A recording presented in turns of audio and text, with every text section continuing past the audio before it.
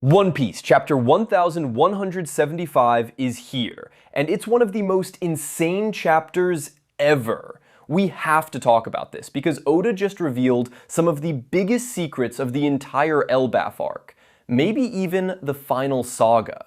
We're talking about Luffy, the Sun God, literally grabbing a bolt of lightning and using a god-tier attack to shatter a holy knight.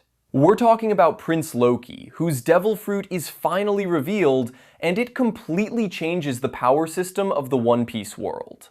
And then, the last panel confirms that everything happening in Elbaf has the supreme ruler of the world, Emu, absolutely terrified.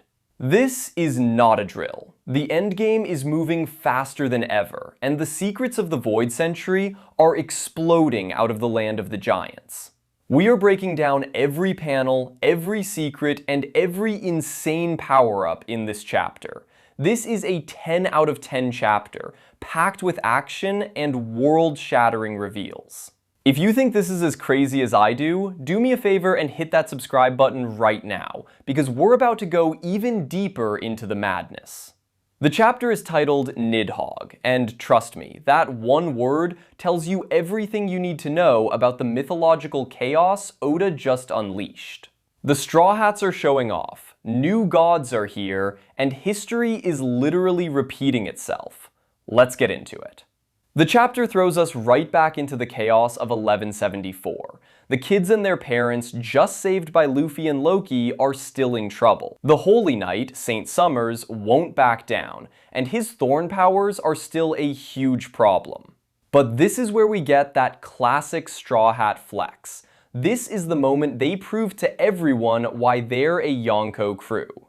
While the giants have been struggling against these Holy Knights, the Straw Hats just step in and solve the problem in seconds. First, Sanji. Robin is tangled in Summer's thorns, so Sanji just lights up his leg with Diablo Jamble and poof, the thorns are gone. Clean. Effortless. It's a perfect showcase of Sanji being the crew's protector. He doesn't just make the save, he does it so fast that he makes a Holy Knight's attack look like a joke. This is the Wings of the Pirate King in action. And speaking of the other wing, the focus shifts to the trapped children.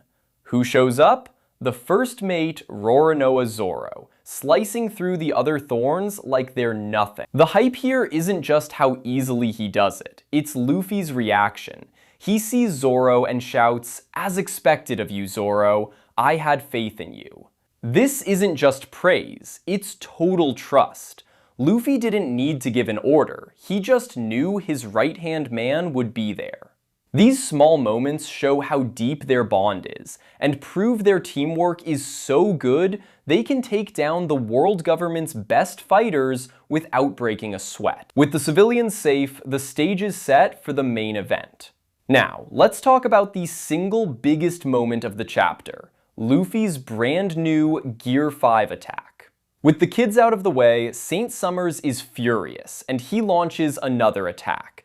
But Luffy is done defending. He leaps into a storm cloud, reaches out with his hand, and literally grabs a bolt of lightning from the sky. He's holding raw electricity like it's a toy. With his other hand, he makes a scope to aim at his target. This panel is one of the most incredible visuals for Gear 5 so far. Luffy isn't just bending reality anymore. He's commanding the elements themselves, like a true god of the sun and storms.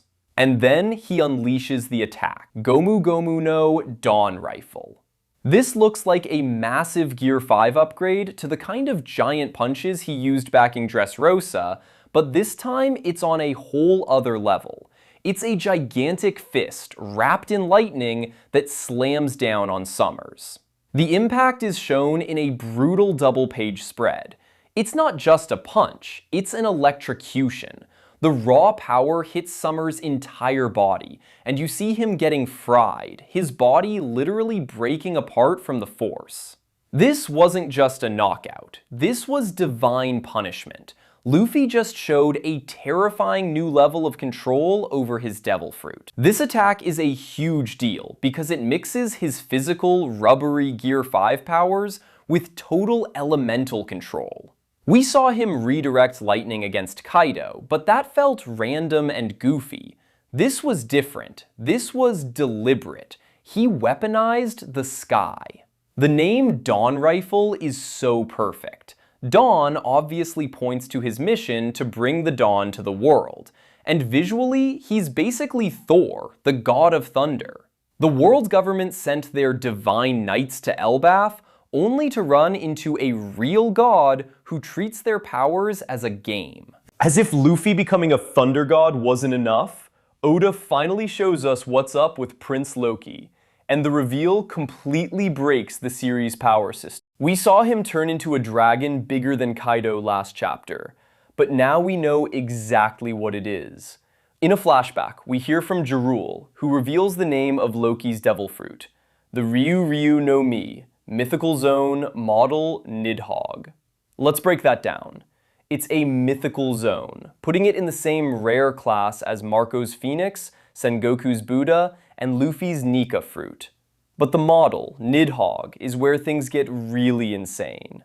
In Norse mythology, Nidhogg is the terrifying dragon that chews on the roots of the world tree, Yggdrasil. It's a primal force of destruction. But Oda adds a twist that makes this fruit even crazier. Jirul explains that this fruit makes you the world's biggest dragon, but there's a catch. The dragon's size depends on how big the user is.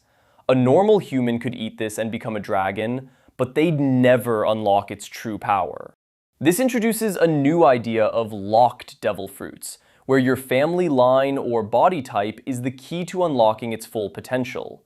Loki, as a prince of Elbaf and an ancient giant, is one of the only people in the world who can use the Nidhogg fruit at its maximum power. The giant dragon we saw is the true form of this legendary ability, and we see that power in action.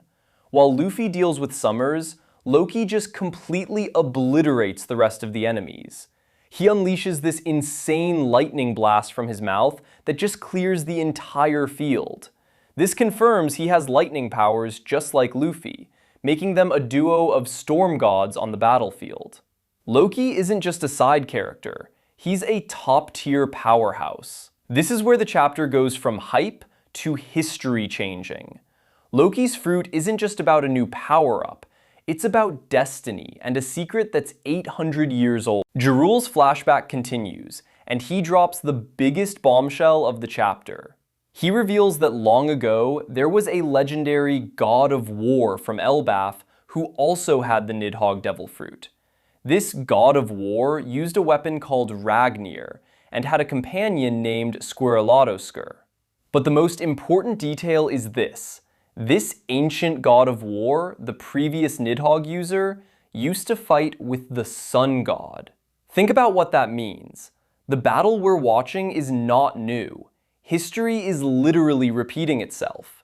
Loki, the new Nidhogg and Elbaf's god of war, is now fighting alongside Luffy, the new sun god Nika. Their team-up is a modern version of a legendary saga from centuries ago. It suggests the god of war and the sun god weren't always enemies, maybe rivals, maybe allies, but their fates are connected. This brings us to the final jaw-dropping panel. We cut from Elbaf to the Room of Flowers in Mary Geoise, where Imu is.